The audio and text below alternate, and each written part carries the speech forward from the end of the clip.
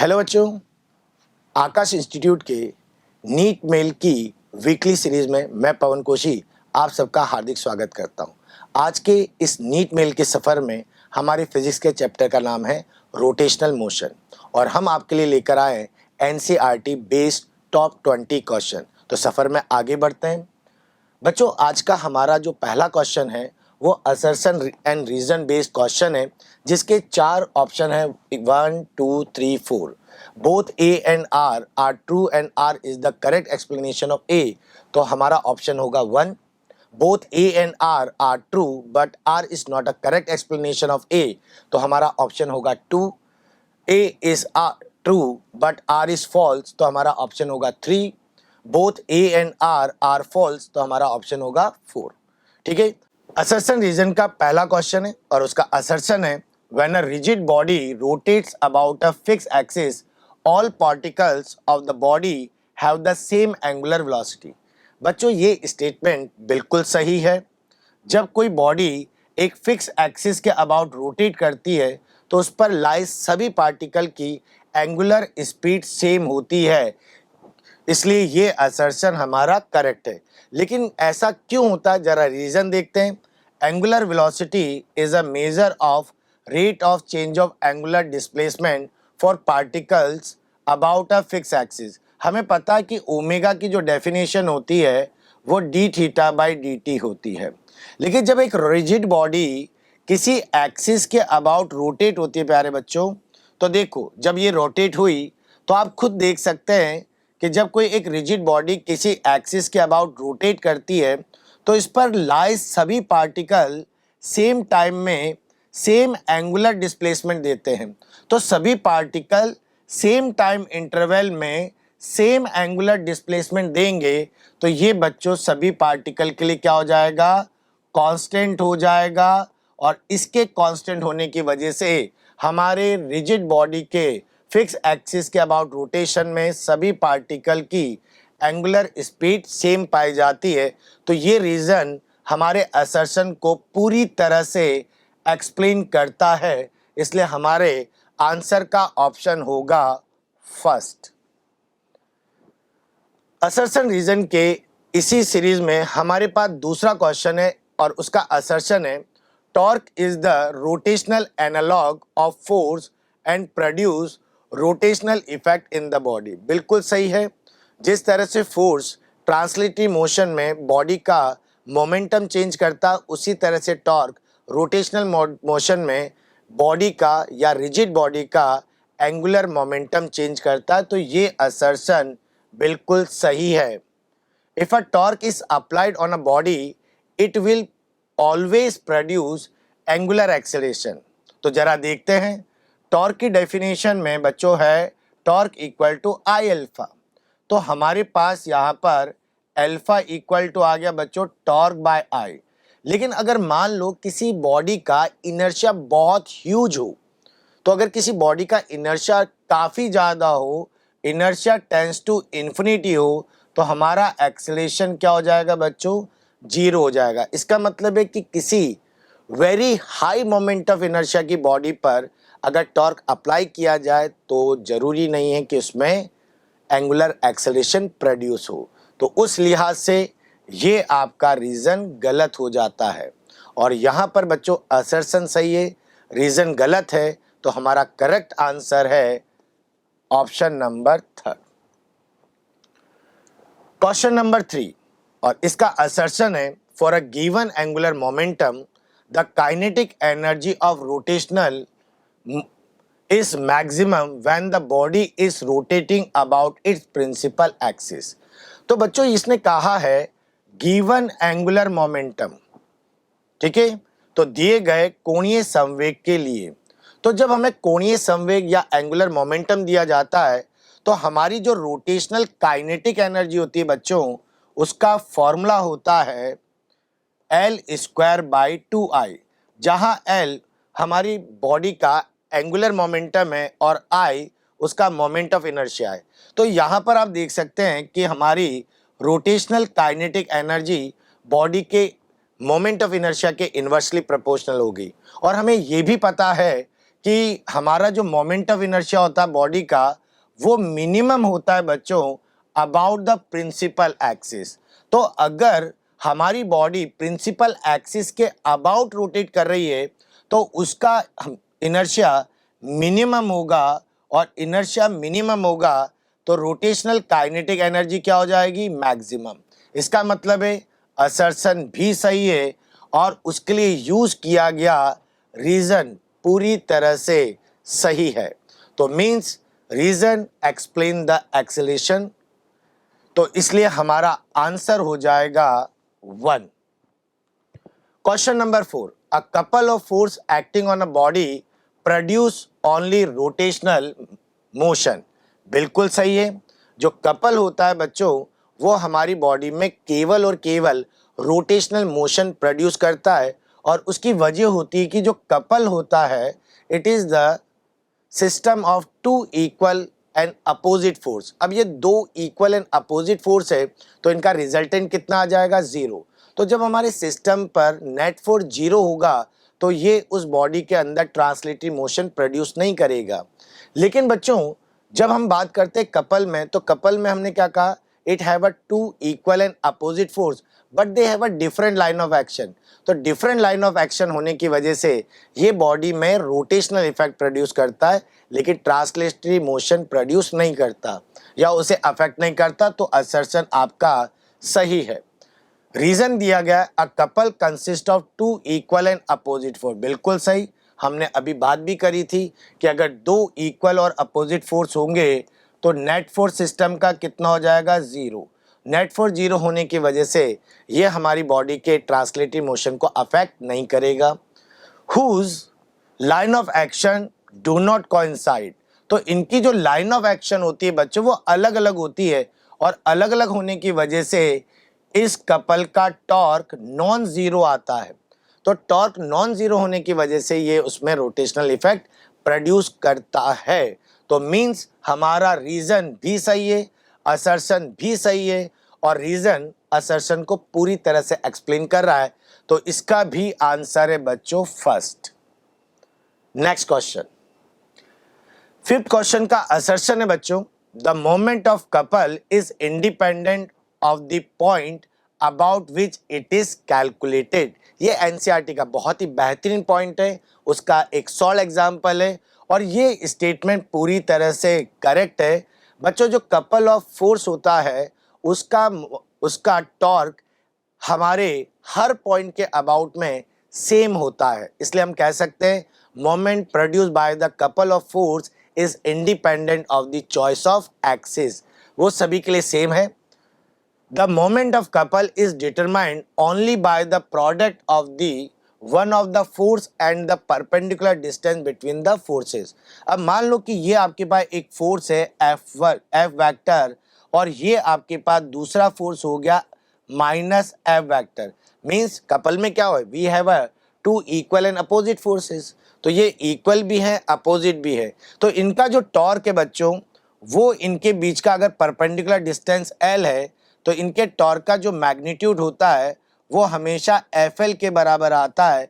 इसलिए आप अपना रोटेशनल पॉइंट कोई सा भी चूज करिए, आपके टॉर्क की वैल्यू हमेशा क्या आएगी, एफ इंटू एल। एफ क्या है, मैग्नीट्यूड ऑफ ईदर फोर्स, और एल क्या है, दोनों फोर्सेस के बीच का परपेंडिकुलर डिस्टेंस। तो ये बच्चों रीजन भी पूरी तरह से करेक्ट है। तो हमारा जो रीजन है वो हमारे असर्शन को पूरी तरह से जस्टिफाई करता है, एक्सप्लेन करता है, इसलिए हमारा ये आंसर भी करेक्ट है और इसका ऑप्शन नंबर हो जाएगा बच्चों फर्स्ट। तो ये रहे हमारे असर्शन रीजन के 5 पहले क्वेश्चन। अब आगे चलते हैं और आज का हमारा 6th क्वेश्चन जो कि एनसीईआरटी बेस्ड है। The centre of mass of a triangular lamina ABC is located. एक त्रिकोणीय फलक एबीसी का द्रव्यमान केंद्र स्थित होता है। तो बच्चों मान लो ये एक हमारे पास त्रिकोणीय फलक है, एक ट्रायंगुलर लेमिना है। अगर हम इसको ये जानना चाहते हैं कि इसका सेंटर ऑफ मास कहाँ होगा तो आपको क्या करना है, इसके अंदर इस ट्रायंगल की जो मीडियन से माध्यिकाएं हैं उनको आप बनाइए। तो ये पहली माध्यिका हो गई, ये दूसरी माध्यिका हो गई, ये इसकी माध्यिका हो गई। तो ये मीडियन एक दूसरे को जहां पर इंटरसेक्ट करती है बच्चों, वही हमारे ट्रायंगुलर लेमिना का सेंटर मास होता है। और जहां पर माध्यिकाएं या मीडियंस बच्चों एक दूसरे को इंटरसेक्ट करती है उसे कहते हैं सेंट्रॉइड। तो हमारा करेक्ट आंसर है आंसर नंबर 3। बच्चों 7th नंबर का क्वेश्चन है, there are some statement about projectile explode into fragments midway in the air. The incorrect statement is। बच्चों एक बहुत ही अच्छा सवाल है कि अगर आपके पास एक प्रोजेक्टाइल है और ये प्रोजेक्टाइल हवा में चलते चलते अचानक एक्सप्लोड हो जाता है तो फिर उसके बारे में क्या क्या इंफॉर्मेशन है। बच्चों हमारे को ये बताना है कि इनमें से कौन सा स्टेटमेंट इनकरेक्ट है। करेक्ट नहीं बताना, इनकरेक्ट। तो चलो चारों को हम वन बाय वन स्टडी करते। पहले में कहा गया है the forces leading to the explosion are internal force. तो बच्चों जो एक्सप्लोजन की वजह है वो है इंटरनल फोर्स। ये बिल्कुल सही है कि जो एक्सप्लोजन होता है वो इंटरनल फोर्सेस की वजह से होता है। दे कॉन्ट्रीब्यूट नथिंग, बच्चों लिखा हुआ है they contribute nothing to the motion of the centre mass. बिल्कुल सही है। Internal forces are present in a pair, तो वो अगर पेयर में प्रेजेंट होते तो उनका रिजल्टेंट कितना होगा 0, तो वो सेंटर मास के मोशन को अफेक्ट नहीं करते। बिल्कुल सही स्टेटमेंट है ये, लेकिन मुझे तो इनकरेक्ट ढूंढना है तो मैं सेकंड को स्टडी करता हूँ। The total external force is the same before and after the explosion. बच्चों जब एक्सप्लोजन होता है प्रोजेक्टाइल का तो प्रोजेक्टाइल्स के एक्सप्लोजन से ठीक पहले और ठीक बाद उस पर जो ग्रेविटेशनल फोर्स लग रहा होता है वो एज इट इज रहता है, वो अनचेंज रहता है। और एक्सटर्नल फोर्स के अनचेंज रहने की वजह से बच्चों उसकी जो ट्रेजेक्ट्री है उस पर कोई फर्क नहीं पड़ता। सेंटर मास उसी ट्रेजेक्ट्री पर मूव कर रहा होता है जिस पर वो बिना एक्सप्लोजन के भी मूव कर रहा होता है। तो ये वाला स्टेटमेंट भी हमारा सही पाया गया है, लेकिन हमें तो इनकरेक्ट ढूंढना है। अगला है the fragments of the projectile continuous along the same parabolic path. जो उसके जो फ्रैगमेंट होते हैं यानी जो टुकड़े बिखरे वो उसी पाथ पर चलते हैं जिस पाथ पर वो पहले चल रहे होते हैं। क्या ये सही है? नहीं। जब हमारे पास प्रोजेक्टाइल एक्सप्लोड होता है तो उनके डिफरेंट फ्रैगमेंट्स का पाथ डिफरेंट पैराबोलिक पाथ होता है, वो उसी पाथ पर नहीं चल रहे होते जिस पाथ पर वो चल रहा होता है पहले प्रोजेक्टाइल। तो ये हमारा स्टेटमेंट गलत हो गया बच्चों। अब हमारा लास्ट स्टेटमेंट है the center of mass of the fragments of the projectile continuously along the same parabolic path। yes, fragment उसी पाथ पर नहीं चलते, सेंटर मास उसी पाथ पर चल रहा होता है जिस पाथ पर वो बिना एक्सप्लोजन के भी चलता। क्यों? क्योंकि एक्सप्लोजन में इंटरनल फोर्स डेवलप होते हैं और इंटरनल फोर्स सेंटर मास के मोशन को अफेक्ट नहीं करते। तो ये वाला भी स्टेटमेंट सही है और हमसे पूछा गया था गलत कौन सा है, तो बच्चों थर्ड वाला गलत है, तो हम आंसर लेंगे third. Question number 8 in figure. बच्चों ये एक फिगर दिया गया है, एनसीईआरटी बेस्ड क्वेश्चन है। अ हैवी न्यूक्लियस रेडियम, ये रेडियम है हमारे पास, is moving along a straight line. देख रहे हो आप एक लाइन के अलोंग चल रहा है। एक्सप्लोड इनटू लाइटर न्यूक्लियस, देखो दो लाइटर न्यूक्लियस में डिवाइड हो गया, एक अल्फा में और एक हमारा ये बना रेडोन। तो रेडोन और हीलियम में ये डिवाइड हो गया है। पूछा जा रहा है the position of centre mass is correctly represented. तो इस डायग्राम में जब रेडियम एक्सप्लोड होकर अल्फा और रेडोन में कन्वर्ट हो रहा है तो क्या बता सकते हैं वह ए बी सी और डी में से कौन सा पॉइंट इसके सेंटर मास की पोजीशन को करेक्टली डिपिक्ट करता है या करेक्टली रिप्रेजेंट करता है। तो आप सोच रहे होंगे क्या हो सकता है। तो बच्चों ध्यान रखिए, फॉर टू पार्टिकल सिस्टम, जब दो पार्टिकल का सिस्टम होता है ए और बी, तो उनका जो सेंटर मास लाई करता है उनको मिलाने वाली लाइन के बीच में होता है बच्चों। तो इसका मतलब है मुझे पहले ये देखना होगा कि हमें ये देखना होगा कि अल्फा पार्टिकल और रेडोन को अगर हम दोनों मिला दें तो ये जो लाइन है ये किस पॉइंट से पास हो रही है। तो ये पास हो रही है सी पॉइंट से। इसका मतलब ये है कि हमारा अगर सेंटर मास होगा तो वो कहाँ पर होगा बच्चों? सी पॉइंट पर। क्या बात क्लियर आ गई कि दो पार्टिकल सिस्टम का सेंटर मास कहाँ लाई करता है? वो लाई करता है उनको मिलाने वाली लाइन पर। लेकिन हमारा पार्टिकल जो रेडियम है वो हॉरिजॉन्टली चल रहा था, तो सेंटर मास अभी भी बच्चों हॉरिजॉन्टली ही मूव करेगा, क्योंकि इससे पहले वाले क्वेश्चन में आपने देखा था explosion does not affect the trajectory of the centre मास। तो पहले सेंटर मास हॉरिजॉन्टली चल रहा था तो अभी भी चलेगा, लेकिन अल्फा और रेडॉन को मिलाने वाली लाइन के बीच में होगा, तो इन दोनों लाइन को इंटरसेक्ट करते हैं तो ये पॉइंट हमारा निकल कर आता है सी। तो आंसर हो गया C. Next question, out of the following which is incorrect. बच्चों इनकरेक्ट स्टेटमेंट हमें बताना है about angular momentum of a particle moving on a straight line with uniform velocity. निम्न में से कौन सा कथन एक समान वेग के साथ एक सीधी रेखा पर चलने वाले कण के कोणीय संवेग के बारे में गलत है? मतलब एक कण, एक पार्टिकल एक स्ट्रेट लाइन में कांस्टेंट वेलोसिटी से चल रहा है, तो उसके एंगुलर मोमेंटम के बारे में क्या क्या बात हो सकती है, उसको लेकर हमने ये क्वेश्चन आपके लिए प्रिपेयर किया है। देखते हैं इनमें से कौन सा गलत है। Is always zero. बच्चों हमारे स्ट्रेट लाइन में अगर कोई पार्टिकल कांस्टेंट वेलोसिटी से चल रहा है तो कुछ ऐसी सिचुएशन होती है कि उसका एंगुलर मोमेंटम जीरो हो भी सकता है और नहीं भी, लेकिन कह रहा हमेशा जीरो होना चाहिए, तो ये स्टेटमेंट गलत है। और भी चेक करते हैं। Is zero about a point on the straight line. बिल्कुल सही है। अगर हमारा ऑब्जर्वेशन पॉइंट या रोटेशनल एक्सिस बच्चों अगर हमारे लीनियर मोमेंटम की लाइन में लाई कर रहा है तो एंगुलर मोमेंटम जीरो हो जाएगा, क्योंकि एंगुलर मोमेंटम हमारा होता है r vector cross p vector. तो ये हो गया r p sine theta n cap, और अगर थीटा की वैल्यू जीरो हो जाती है तो रिजल्ट भी आ जाता है जीरो। तो ये कह रहा है जीरो, तो बिल्कुल सही स्टेटमेंट है। अब कह रहा है is not zero about a point away from the straight line. बिल्कुल सही बच्चों। अगर स्ट्रेट लाइन ये है और हमारा जो रोटेशनल एक्सिस है वो यहाँ से पास हो रहा है, तो आप देख सकते हैं कि इस स्ट्रेट लाइन पर जो परपेंडिकुलर डिस्टेंस है वो हमारा कांस्टेंट रहता है। इसका मतलब है कि अगर कोई पार्टिकल कांस्टेंट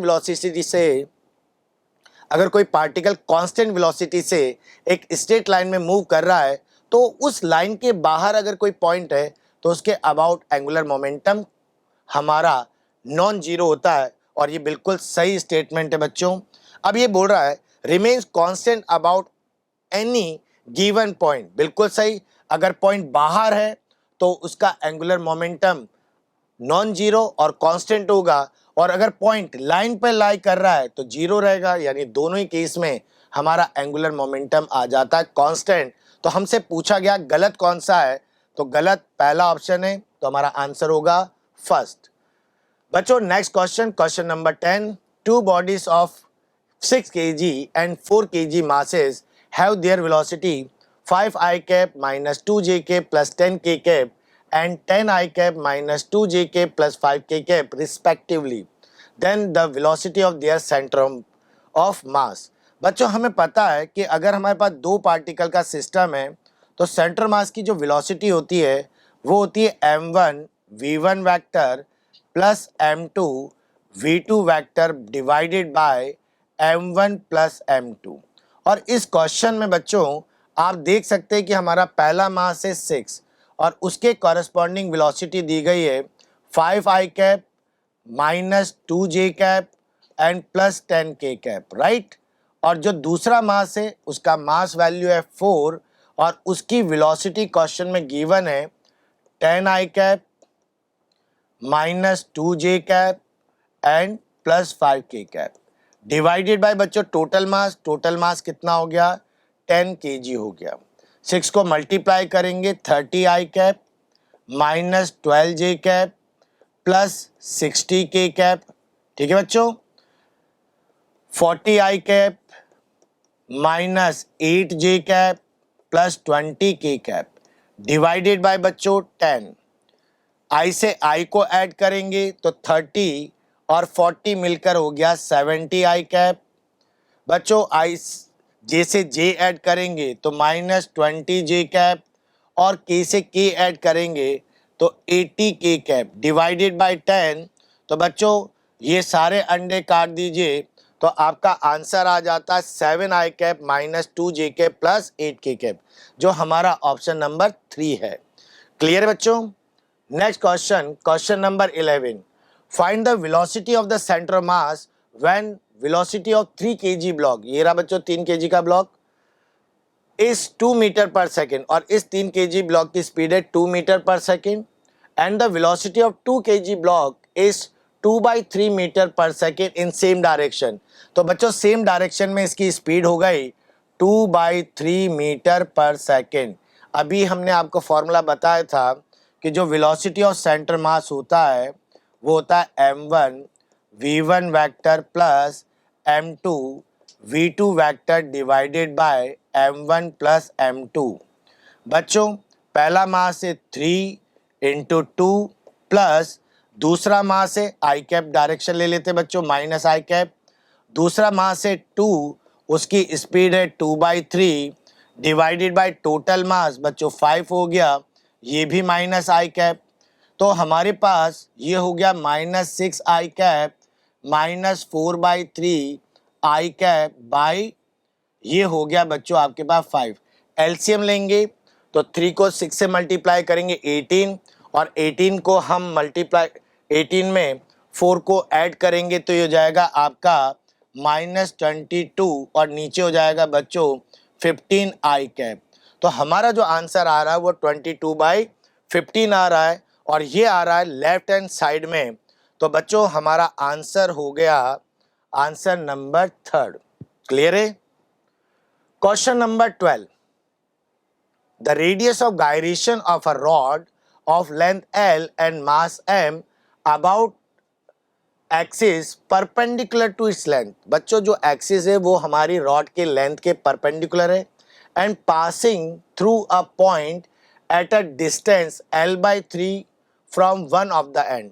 अगर हम इसका डायग्राम बनाएं तो ये एक रॉड है हमारे पास, और इस रॉड के वन एंड से L/3 से बच्चों हमारे पास जो एक्सिस जा रहा है उसके लिए हमें निकालना है रेडियस ऑफ गायरेशन। तो आपको पता है इस टाइप की प्रॉब्लम के लिए हमें लगाना होता है पैरेलल एक्सिस थ्योरम। तो बच्चों इसके लिए जो आईसीएम है, उसकी वैल्यू होती है ml²/12। अब सेंटर का और इसका डिस्टेंस है L/2, तो इन दोनों के लिए जो हमारा सेपरेशन है D वो कितना हो जाएगा, वो हो जाएगा L/2 minus L/3 that is L/6। अब हम लगाएंगे पैरेलल एक्सिस थ्योरम, और इस एक्सिस को हम ले लेते हैं बच्चों AB। तो पैरेलल एक्सिस थ्योरम के अकॉर्डिंग IAB हो जाता है ICM प्लस MD²। ICM की वैल्यू है ml²/12 है ना बच्चों, और MD² की वैल्यू हो गई ml²/36। एलसीएम कितना आ जाएगा बच्चों 36, तो ये हो जाएगा 3ml² प्लस ml², तो बच्चों रिजल्ट आ जाएगा ml²/9।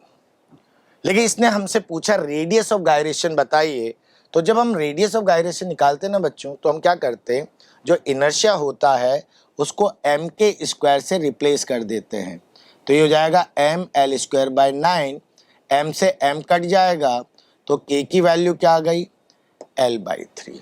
तो ये हमारा गिवन प्रॉब्लम के लिए रेडियस ऑफ गायरेशन हो गया, और इसमें हमारा आंसर हो गया option number 3। Question number 13, a wheel of radius r consist of a thin uniform rim. बच्चों ये एक यूनिफॉर्म रिम है ऑफ मास m, और इस रिम का मास है m, एंड 6 थिन स्पोक। देख रहे हो यहाँ पर 6 तिल्लियां लगी हुई है, स्पोक लगे हुए हैं, और इन सब का मास भी बच्चों mm है।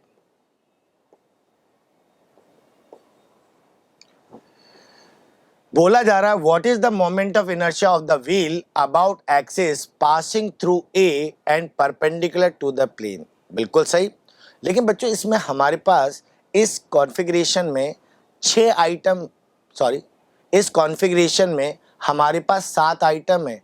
एक तो हमारे पास व्हील है और उसके अलावा 6 हमारे पास स्पोक है। तो आपको पता है गिवन एक्सिस के लिए मोमेंट ऑफ इनर्शिया एडिटिव होता है, मतलब किसी भी दिए गए अक्ष के लिए हमारा जो जड़त्व आघूर्ण होता है वो योगात्मक होता है। तो हमारे को ए के अबाउट इनर्शिया निकालना, तो हम क्या करेंगे, यहाँ पर कुल मिलाकर कितने ऑब्जेक्ट हो गए बच्चों, इसमें हमारे पास हो गए 7 ऑब्जेक्ट। इसमें से पहला ऑब्जेक्ट मान लो रिंग है, तो रिंग का इनर्शिया कितना हो जाएगा, mr²। लेकिन बच्चों ये तो तीलिया है ना, ये तो रॉड है। तो रॉड है, कितनी रॉड है, 6, और सबका इनर्शिया बराबर होगा, तो मैं कॉमन ले लेता हूं तो 6 हो गया। एक तीली का एक सिरे के सापेक्ष जा रहा बच्चों, ध्यान दो, ये जो एक्सिस है वो एक रॉड के वन एंड से जा रहा है, और वन एंड के अबाउट इनर्शिया क्या होता है, ml²/3।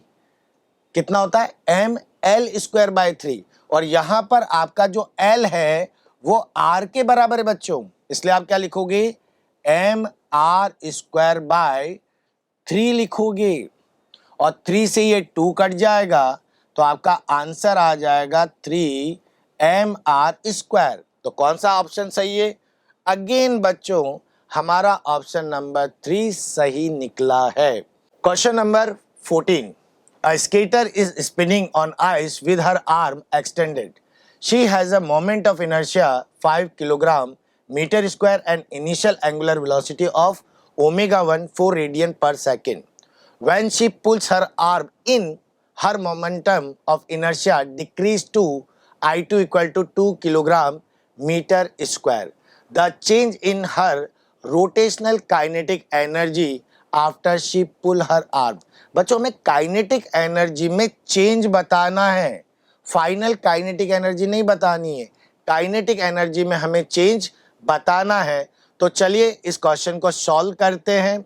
तो बच्चों जो हमारी स्केटर है, पहले उसने अपने आर्म खोल रखे हैं और उसका इस कंडीशन में जो इनर्शिया है वो है 5 किलोग्राम मीटर स्क्वायर, और वो जिस एंगुलर स्पीड से घूम रही है वो ओमेगा है, और वैल्यू दे रखी है हमारे को 4 रेडियन पर सेकेंड। ये हो गया बच्चों 4 रेडियन पर सेकेंड।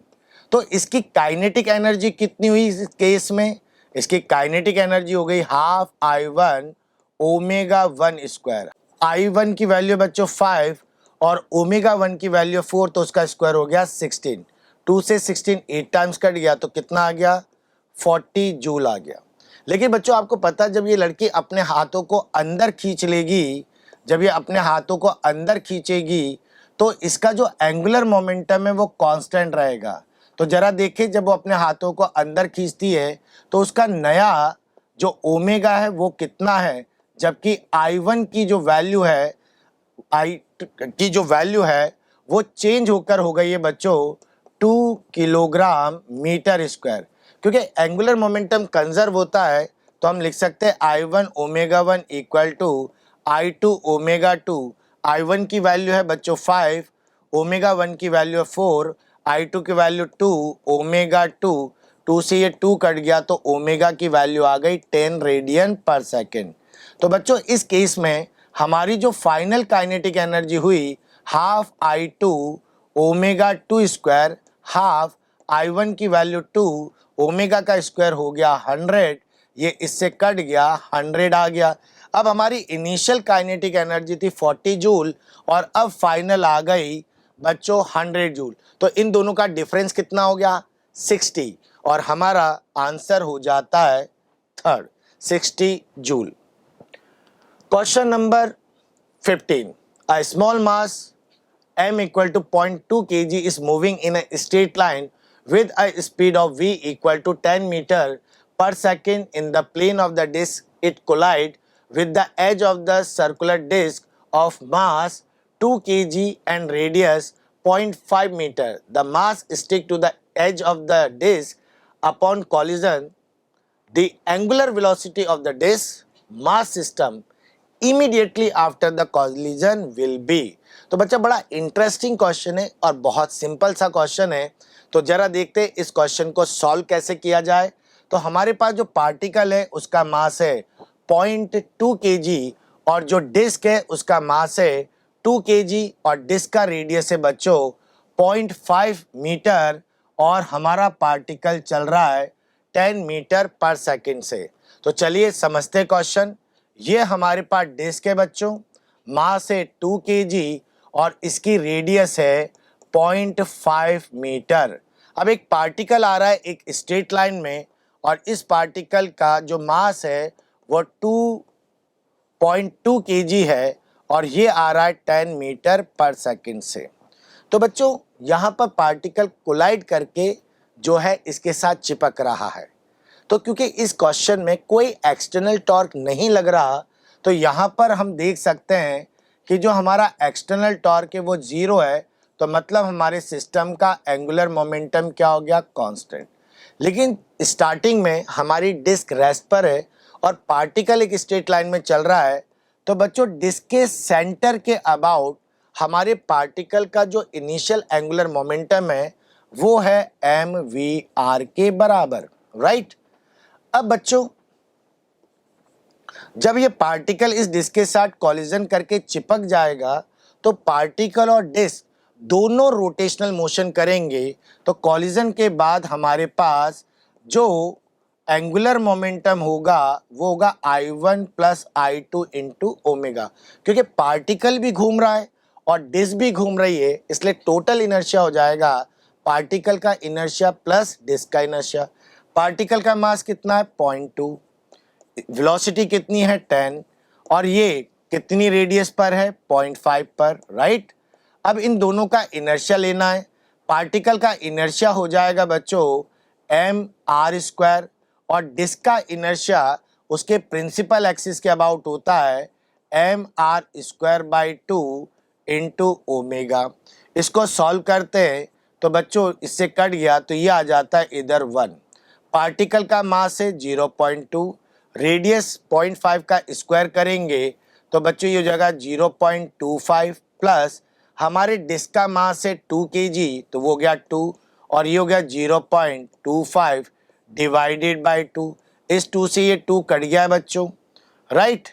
तो हमारे पास आ जाता 1 और इसको आपस में मल्टीप्लाई करेंगे तो बच्चों कितना आ जाएगा, तो इसका हो जाएगा, तो इन दोनों में से मैं 0.25 को कॉमन ले लेता हूँ तो 0.25 कॉमन ले लिया, इधर से बच्चों 0.1 और इधर से 1 तो 1.2 इंटू ओमेगा आ गया है।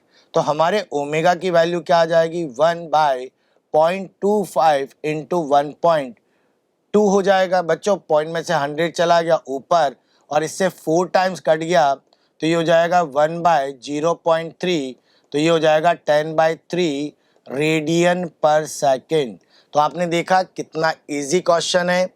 तो बच्चों हमारा जो एंगुलर स्पीड आई है वो आई है 10/3 रेडियन पर सेकेंड। तो जरा देखते कौन सा आंसर है। इस बार हमारा आंसर आया ऑप्शन नंबर 4। तो ये था बच्चों क्वेश्चन नंबर 15। अब चलते हैं हम हमारे अगले क्वेश्चन पर जो है question number 16। A uniform thin rod of length L and mass M is pivoted at one end and released from the horizontal position. The linear velocity of the rod's free end when it become vertical. तो बच्चों जब हमारे पास एक rod है, इस तरह की rod है और इस रॉड को हमने हॉरिजॉन्टल रखा है और इसको एक पॉइंट पर पाइवोट किया है। जब इसको हम रिलीज करते हैं तो ये क्वेश्चन में बोला जा रहा है कि जब ये वर्टिकल हो जाती है तो इसका जो फ्री एंड है उसकी स्पीड क्या होगी। हमें बच्चों इस क्वेश्चन को सॉल्व करना है और आपको पता है इस क्वेश्चन को सॉल्व करने के लिए हमें यूज़ करना होता है कंजर्वेशन ऑफ मैकेनिकल एनर्जी। तो बच्चों जब मैं इस क्वेश्चन को कंजर्वेशन ऑफ मैकेनिकल एनर्जी से सॉल्व करता हूँ तो ये है रॉड मेरी, ये जब वर्टिकल हो जाएगी तो मुझे इसके बॉटम का स्पीड बताना कितना स्पीड होगा। तो बच्चों इसका सेंटर मास होता है इसके मिड पॉइंट पर, ये यहाँ पर इसका सेंटर मास है। जब ये रॉड वर्टिकल होगी तो इसका जो सेंटर ऑफ मास है वो अपनी इनिशियल हाइट से कितना नीचे आ जाएगा L/2। तो loss in gravitational potential energy is equal to rotational kinetic energy. तो बच्चों पोटेंशियल एनर्जी लॉस किस में कन्वर्ट हो गया, हाफ आई ओमेगा स्क्वायर में। कितना पोटेंशियल एनर्जी लॉस हुआ है? mg L/2 हुआ है, हाफ। बच्चों ये रॉड वन एंड के अबाउट रोटेट कर रही है, तो ये हो गया m L/3 into omega square. बच्चों m से m कट गया है, एक L से एक L कट गया है, 2 से 2 कट गया है, तो ओमेगा की वैल्यू क्या आई है? √3g/L। लेकिन बच्चों मुझे स्पीड निकालनी है और हमारे पास जो सेंटर ऑफ रोटेशन है वो है वन एंड, तो हम जानते हैं v इक्वल टू होता है r ओमेगा, और जिस एंड पर आपको स्पीड चाहिए उसकी रेडियस है बच्चों l। ओमेगा कितना निकला? 3g/L। तो हमारा आंसर हो जाता है √3gL। तो जरा चेक करते हैं कौन सा आंसर हमारा करेक्ट है। तो √3gL बच्चों हमारा पहला ही ऑप्शन करेक्ट हो जाता है। तो ये रहा क्वेश्चन नंबर 16। आगे बढ़ते हैं। Question number 17। A thin wire of length L having density ρ is bend into a circular loop. आपके पास एक L लेंथ का वायर है जिसकी डेंसिटी ρ है, इसको मैं बच्चों एक सर्कुलर लूप में कन्वर्ट कर रहा हूं with centre C as shown in figure. ये देखो बिल्कुल फिगर बनाया गया है। The moment of inertia of the loop about the line. अब आपको इस लाइन के अबाउट में इस लूप का इनर्शिया निकालना है। तो चलिए सॉल्व करते हैं क्या रिजल्ट आता है। तो बच्चों ये रहा वो लूप जिसका हमें इनर्शिया निकालना है। बच्चों इनर्शिया निकालने के लिए आपको दो काम पहले करने पड़ेंगे। पहले तो आपको ये देखना है कि इसका रेडियस कितना है, रेडियस निकालो। दूसरा ये निकालो ये मास कितना है। आपको पता है कि जो मास होता है वो होता है वॉल्यूम इनटू डेंसिटी के बराबर। लेकिन बच्चों जैसा कि आप क्वेश्चन में देख रहे हैं कि यहाँ पर ये वायर है, तो ये जो डेंसिटी यहाँ पर दी गई है ये इसकी डेंसिटी होगी बच्चों लीनियर डेंसिटी। तो अगर ये लीनियर डेंसिटी है तो हमारा जो मास होता है वो हो जाता है बच्चों हमारी लीनियर डेंसिटी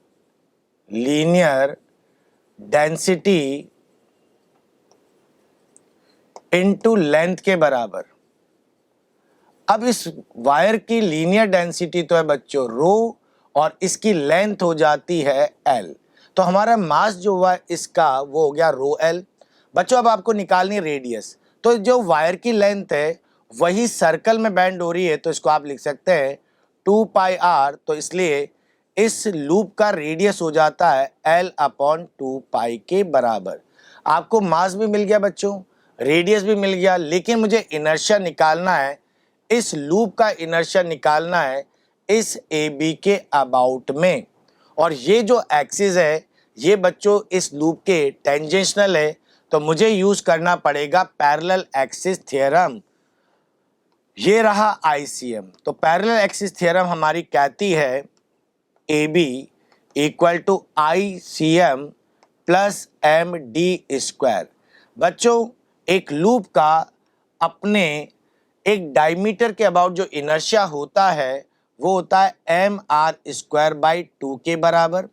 और बच्चों यहाँ पर दोनों एक्सिस के बीच का परपेंडिकुलर डिस्टेंस r है, तो ये हो गया r²।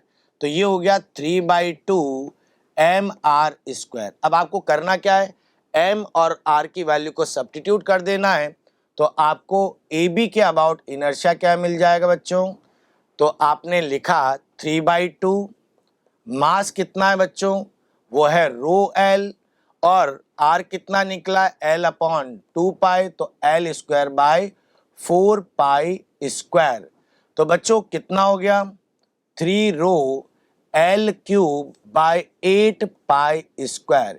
ये हमारा आंसर आ गया। जरा चेक करते हैं कौन सा ऑप्शन इससे मैच कर रहा है। तो बच्चों क्या था 3ρL³/8π²। तो आपका सही आंसर निकल जाता है ऑप्शन नंबर 4। ये था क्वेश्चन नंबर 17। अब हमारा क्वेश्चन नंबर है बच्चों 18। अ 3 metre long 20 kg uniform plank is placed on a horizontally on two supports. Support A is 0.5 meter from left end and support B is 0.5 meter from the end right. A person weighing 300 Newton stand at the left hand of the plank the force exerted by the E support. बच्चों इसमें जो तख्ता है Planck है वो दो support पर stable equilibrium में रखा है, तो इसे हम लोग कहते हैं कि हमारा जो सिस्टम है वो मैकेनिकल इक्विलिब्रियम में। और जब सिस्टम मैकेनिकल इक्विलिब्रियम में होता है तो उस पर नेट फोर्स भी जीरो होता है और नेट टॉर्क भी जीरो होता है। तो जब नेट टॉर्क जीरो होता है बच्चों, तो किसी भी पॉइंट के अबाउट अगर आप नेट टॉर्क लेंगे वो जीरो ही आएगा। तो इस प्रॉब्लम को सॉल्व करने के लिए हम इसी कॉन्सेप्ट का यूज़ करेंगे कि जब कोई बॉडी रोटेशनल इक्विलिब्रियम में होती है तो किसी भी पॉइंट के अबाउट में नेट टॉर्क की वैल्यू जीरो होती है। तो चलिए सॉल्व करते हैं। ये देखो, ये रहा आपके पास 3 मीटर लंबा प्लैंक। बच्चों इस प्लैंक का मास है 20 केजी, तो उसकी वजह से 200 न्यूटन का फोर्स इसके सेंटर पर लगेगा, मतलब 1.5 मीटर की पोजीशन पर लगेगा। जो आपके दो सपोर्ट है ए और बी, वो लेफ्ट और राइट एंड से 0.5 अंदर लगे हुए हैं, तो इसकी पोजीशन 0.5 है और इसकी पोजीशन 2.5 मीटर हो जाती है। बच्चों यहाँ पर हमारे पास जो पर्सन है वो लेफ्ट एंड पर खड़ा हुआ है और उसका मास है बच्चों 300 न्यूटन। अब क्योंकि ये सिस्टम रोटेशनल इक्विलिब्रियम में, तो बी पॉइंट पर हमारा नेट टॉर्क कितना हो जाएगा, जीरो। तो नेट टॉर्क बी पर हम जीरो ले लेते हैं। ये देखो, अब बी पर नेट टॉर्क जीरो, तो कौन कौन टॉर्क लगा रहा है? पहला लगा रहा है 200 न्यूटन, और इसका जो टॉर्क लग रहा है वो लग रहा है बच्चों एंटी क्लॉकवाइज डायरेक्शन में, और एंटी क्लॉकवाइज डायरेक्शन के टॉर्क को हम लेते हैं पॉजिटिव। 200 परपेंडिकुलर डिस्टेंस कितना हो गया, देख सकते हो, वो हो गया 1। बच्चों ए पर जो फोर्स लग रहा है वो लग रहा है नॉर्मल रिएक्शन N1, और इसकी वजह से जो रोटेशनल इफेक्ट प्रोड्यूस हो रहा है वो हो रहा है क्लॉकवाइज, और क्लॉकवाइज रोटेशन को हम लोग लेते हैं नेगेटिव। तो इसका जो टॉर्क होगा वो नेगेटिव होगा। ये हो गया बच्चों -N1, और ए और बी के बीच का डिस्टेंस कितना आ रहा है, वो आ रहा है 2 मीटर का। और अब बच रहा है बच्चों पर्सन के वेट की वजह से जो टॉर्क लग रहा है वो लग रहा है एंटी क्लॉकवाइज, और एंटी क्लॉकवाइज टॉर्क होता है पॉजिटिव। तो ये हो गया बच्चों 300, और इन दोनों के बीच का जो डिस्टेंस है वो है 2.5, और इन तीनों टॉर्क का सम कितना आ गया बच्चों, जीरो।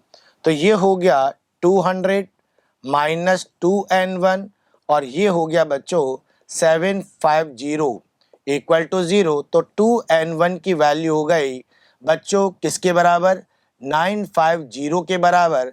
तो N1 की वैल्यू सॉल्व करने पर आ रही है 475 न्यूटन। लेकिन बच्चों क्योंकि ये ट्रांसलेटरी इक्विलिब्रियम में भी है, तो N1 प्लस N2 का जो वैल्यू होगी, यानी जो अपवर्ड फोर्स लग रहे हैं उनका सम किसके बराबर होगा, डाउनवर्ड फोर्स के बराबर। और डाउनवर्ड फोर्स लग रहा है बच्चों 500 न्यूटन का। N1 की वैल्यू कितनी निकली, 475 न्यूटन। तो बच्चों N2 की वैल्यू क्या हो जाएगी, तो आपकी जो N2 की वैल्यू आ रही है वो आएगी 25 न्यूटन। तो इन दोनों को देखते हुए हमारा सही आंसर हो जाता है answer number second. Clear. Question number 19, again उसी तरह का क्वेश्चन है बच्चों। A uniform metre stick length L equal to 1 metre and mass 0.5 kg is supported horizontally at 20 centimetre mark. इसको हमने केवल एक सिंगल पॉइंट पर सपोर्ट किया है, जबकि इससे पहले वाले क्वेश्चन को दो सपोर्ट पर करा था। अ वेग W1 29.4 Newton is at 10 centimeter mark, and another weight W2 is placed at 80 centimeter mark. Assume the stick is in rotational equilibrium. Calculate value of W2 required to maintain the equilibrium. चलिए इसको भी solve करके देखते हैं। इस बार बच्चों हमारे पास जो स्टिक है वो 1 मीटर लंबी है और मास 0.5 का है। ठीक है, तो ये देखो, ये हमारे पास 1 मीटर लंबी हो गई। इसका जो मास दिया गया है वो है 0.5 kg का, वो इसके सेंटर में लगेगा बच्चों। और यहाँ हम g की वैल्यू 9.8 रख लें तो ये हो जाएगा बच्चों 0.5 इंटू जी के बराबर हमारा फोर्स लग रहा है। अब इस पर हमारे पास जो है बच्चों यहाँ पर 20 सेंटीमीटर के मार्क पर हम इसको क्या कर रहे हैं, सपोर्ट कर रहे हैं। तो 20 सेंटीमीटर इस एंड से हमने इसको सपोर्ट किया हुआ है बैलेंस किया हुआ है। और इसके अलावा बच्चों दो वेग लग रहे हैं, एक W1 और एक W2, और दोनों ही फ्री एंड से 10-10 सेंटीमीटर पर एक्ट हो रहे हैं। तो ये भी 10 सेंटीमीटर पर एक्ट हो रहा है और W2 भी 10 सेंटीमीटर पर एक्ट हो रहा है। W1 की वैल्यू है 29.4 न्यूटन। तो बच्चों जरा देखते हैं कि हमारे लिए W2 की वैल्यू क्या होगी। तो इस क्वेश्चन में जो सपोर्ट है उस पर एक नॉर्मल फोर्स लग रहा है, लेकिन मुझे इस नॉर्मल फोर्स में इंटरेस्ट नहीं है। तो मैं ये जो पॉइंट है से इसे ए मान लेते हैं। तो ए पॉइंट के अबाउट में हम इसका टॉर्क 0 ले लेते हैं, क्योंकि क्वेश्चन में साफ कहा गया है कि हमारी जो रॉड है या जो स्टिक है वो है रोटेशनल इक्विलिब्रियम में। तो बच्चों देखो, यहाँ पर W1 जो इसमें टॉर्क प्रोड्यूस करेगा वो एंटी क्लॉकवाइज करेगा, और आपको मैंने अभी बोला एंटी क्लॉकवाइज टॉर्क पॉजिटिव होता है। तो ये हो गया 29.4। कितना डिस्टेंस है इनमें? 10 सेंटीमीटर का है। आपका जो वेट है वो इसको कौन से डायरेक्शन में घुमा रहा है? वो इसको घुमा रहा है क्लॉकवाइज में, तो माइनस हो जाएगा 0.5 इंटू 9.8। बच्चों ये भी इसको क्लॉकवाइज डायरेक्शन में घुमाएगा, और इसका डिस्टेंस कितना है यहाँ से यहाँ तक? ये मिड पॉइंट पर है बच्चों, ध्यान रखना। तो इसका डिस्टेंस है 50 सेंटीमीटर। तो रोटेशनल एक्सिस से इनके बीच का डिस्टेंस 30 है, तो ये हो गया इंटू 30। तो W2 की वजह से जो टॉर्क प्रोड्यूस होगा वो अगेन बच्चों क्लॉकवाइज होगा, जो नेगेटिव होगा, तो -W2। और इसका रोटेशनल एक्सिस से जो डिस्टेंस है वो डिस्टेंस हो गया बच्चों 60 सेंटीमीटर। और इन सब का क्या वैल्यू आ गई? 0। सभी में 10 कॉमन है, तो 10 काट दीजिए बच्चों। मैंने 10 काट दिया, तो यहाँ पर आ रहा है 229.4। अब इसको अगर हम इससे मल्टीप्लाई करते हैं तो ये आ जाएगा बच्चों 4.9 इंटू 372, तो 14.7। तो ये हो गया 14.7। इसको उधर ले जाते हैं तो ये हो जाएगा 6W2। तो बच्चों इसको सॉल्व करते हैं तो W2 की वैल्यू आ जाती है 2.45 न्यूटन, और हमारा सही आंसर बन जाता है थर्ड। बच्चों नीट मेल का last question. A solid disc of mass 2 kg and radius r 0.5 meter is initially at rest and is free to rotate about its central axis. A constant force F equal to 10 Newton is applied tangentially at the edge of the disc. Assume there is no friction opposing the motion, the angular momentum of the disc after 5 seconds. एक disc है जिसके किनारे पर एक रस्सी से उसे खींचा जाता है, जिसकी वजह से टॉर्क डेवलप होता है, और वो टॉर्क इस बॉडी को, इस डिस्क को घुमाती है। तो 5 सेकंड के बाद हमें बताना है कि इसका एंगुलर मोमेंटम कितना होने वाला है। बच्चों बड़ा ही सिंपल इंटरेस्टिंग क्वेश्चन है, तो चलते हैं इसको समझते हैं। ये रही मेरे पास डिस्क, और इस डिस्क का मास है 2 kg। ये रहा मास 2 kg। इसका रेडियस है बच्चों 0.5, ये हो गया 0.5 की रेडियस, और इसको टेंजेंशनली एक फोर्स से हम पुल कर रहे हैं, और फोर्स की वैल्यू है बच्चों 10 न्यूटन की। तो ये हमारे पास हो गया 10 न्यूटन का फोर्स। राइट बच्चों, तो हमें ये पता करना है 5 सेकंड में इसका एंगुलर मोमेंटम क्या होगा। तो आप जानते हैं टॉर्क इक्वल टू हो गया आई अल्फा, और फोर्स की वजह से टॉर्क होता है r F equal to I alpha. यहाँ आर कितना है? ½ मीटर, फोर्स है 10। बच्चों डिस्क है, डिस्क का इनर्शिया होता है, डिस्क का इनर्शिया कितना होता है? mr²/2। तो इसका डिस्क का मास है 2, इसका रेडियस है 1/2, तो इसका स्क्वायर करेंगे 4, और 1/2 इंटू अल्फा, इससे ये कट गया। राइट बच्चों, इससे ये भी 2 कट गया।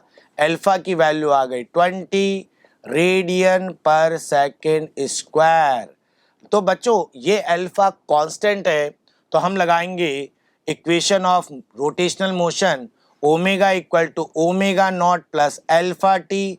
लेकिन स्टार्टिंग में हमारी डिस्क रेस्ट पर थी, एक्सेलरेशन 20 आ गया, और टाइम हमने लिया है 5 सेकेंड। तो आपके पास जो ओमेगा है वो आ गया रेडियन 100 रेडियन पर सेकेंड, और एंगुलर मोमेंटम प्यारे बच्चों क्या होता है, आई ओमेगा। और हमारी डिस्क का आई कितना आ रहा है, मास है कितना बच्चों 2 kg, आर कितना है 0.5, तो 1/4 हो जाएगा। और बच्चों 1/2 ओमेगा आ गया 100, और यहाँ से 2 से 2 कट गया तो ये आ गया 25। राइट बच्चों, तो काटने पर एंगुलर मोमेंटम 25 आया है। तो देखते हैं कौन सा आंसर है। बिल्कुल सही, आपका फर्स्ट आंसर मैच कर रहा है।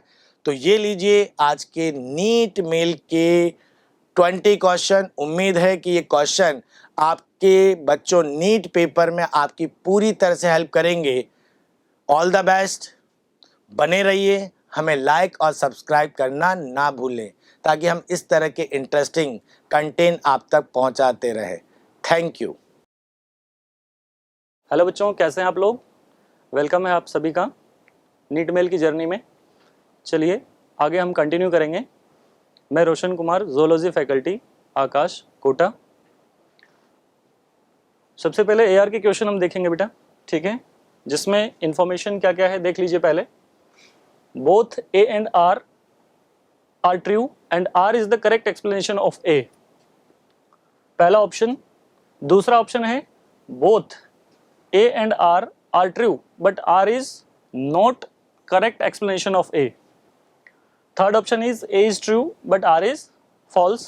Fourth option is both A and R are false. तो इसके अंदर अगर जो नेक्स्ट क्वेश्चन है हम देखें, सबसे पहले assertion क्या दिया है बच्चों? Mammals have the ability to produce concentrated urine. तो mammals में कंसंट्रेटेड यूरिन या फिर सांद्रित मूत्र उत्पन्न करने की क्षमता होती है। सही है, यस और नो? दूसरा इसमें कारण क्या दिया है बच्चों? Conditional reabsorption of sodium and water takes place in the distal convoluted tubule, मतलब दूरस्थ कुंडलित नलिका के अंदर सोडियम और जल का अवशोषण, पुनः अवशोषण विशेष परिस्थितियों में होता है। बिल्कुल सही है, विशेष परिस्थिति में होगा। कंडीशनल रीअब्जॉर्प्शन हम बोल रहे हैं, तो this option is also correct. But क्या ये जो कारण है वो कथन का सही सही एक्सप्लेनेशन कर रहा है क्या? नहीं कर रहा। दैट मीन्स ऑप्शन कौन सा जाएगा? सेकंड। ठीक है बच्चों, चलिए नेक्स्ट लेते हैं। नेक्स्ट क्वेश्चन इज एसर्शन में रीड करते हैं बेटा। The descending limb of Henle loop contain hypertonic urine and ascending Henle loop urine become hypotonic. Henle loop की अवरोही भुजा में अति पराशरी मूत्र होता है। अब देखें जरा हेनले लूप की बात कर लें हम, तो हेनले लूप में हमने क्या बताया, ये डिसेंडिंग लूप ऑफ हेनले है, DLOH। दैट मीन्स इसे हम अवरोही बोलेंगे, और ये जो है असेंडिंग लूप ऑफ हेनले है। अब बेटा यहाँ पर क्या दिया हुआ है? हेनले लूप की अवरोही भुजा में अति पराशरी मूत्र होता है। अवरोही भुजा कौन सी है? ये वाली है, अवरोही भुजा। इसमें क्या बोला है? अति पराशरी। अति पराशरी दैट मीन्स हाइपरटोनिक कब होगा? जब ये वाटर के लिए क्या हो, बोलिए, परमेबल हो। ठीक है, तो दैट मीन्स वाटर यहां से रिलीज होगा, तो यहां पर जो सॉल्यूट है उसका कंसंट्रेशन या विले का कंसंट्रेशन क्या होगा? बढ़ जाएगा। मतलब हम क्या बोलेंगे, यहां पर कौन सा यूरिन होगा? हाइपरटोनिक होगा। दैट मीन्स सही है। And ascending loop of Henley urine become hypotonic, जब असेंडिंग में जाएगा बेटा, यहां पर इसकी बात करें, आरोही भुजा की बात करें, आरोही भुजा की बात करें, तो ये किसके लिए परमेबल होती हैं बताइए? यस, ये परमेबल होंगी सॉल्ट के लिए या इलेक्ट्रोलाइट के लिए? इलेक्ट्रोलाइट के लिए या फिर सॉल्ट के लिए हम बताते हैं। दैट मीन्स सॉल्ट यहां से जाएगा लेकिन वाटर यहां से रिलीज नहीं हो पाएगा बेटा, तो यहां पर यूरिन कौन सा होगा? डाइल्यूट या फिर तनुमूत्र। ये स्टेटमेंट भी क्या है इसका? सही है। कारण देखते हैं अपन बेटा, या फिर रीजन में क्या दिया हुआ है? The descending Henle loop is impermeable to sodium. Descending loop of Henle क्या है, ये वाला अपन ने बताया। किसके लिए इम्परमेबल है, सोडियम के लिए। तो परमेबल किसके लिए हो गया, बोलिए, वाटर के लिए, ठीक है। तो चलिए आगे देखते हैं, ये स्टेटमेंट सही है। दूसरा क्या दे रखा है, सोडियम के लिए अपारगम ये वाला है, तथा आरोही भुजा जल के लिए अपारगम में होती है। आरोही कौन सी है, ये वाली। तो ये वाटर के लिए क्या है, हमने यहां लिखा हुआ है पहले से, वाटर के लिए ये क्या है, अपारगम में है, अपारगम में है, ठीक है। तो यहां पर जो यूरिन होगा वो कौन सा होगा, सही दे रखा है। यूरिन हम बताएंगे कौन सा होगा बेटा, देखिए हाइपोटोनिक। दैट मीन्स जो कारण है वो कथन का सही सही एक्सप्लेनेशन दे रहा है। तो ऑप्शन हमारा कौन सा चला जाएगा, क्लियर, ठीक है। नेक्स्ट क्वेश्चन इज 23 में देखेंगे बच्चों। 23 में क्या दिया हुआ है, glomerular filtration is an active transport. कोशिका गुच्छ निस्यंदन एक सक्रिय परिवहन है। क्या ये सही है,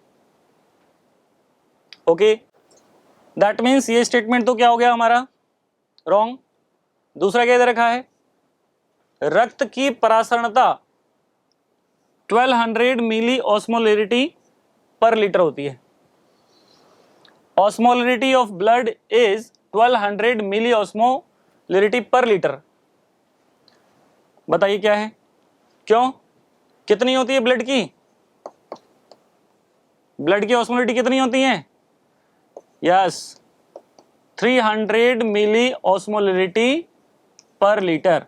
दैट मीन्स ये स्टेटमेंट भी क्या हो गया, गलत हो गया।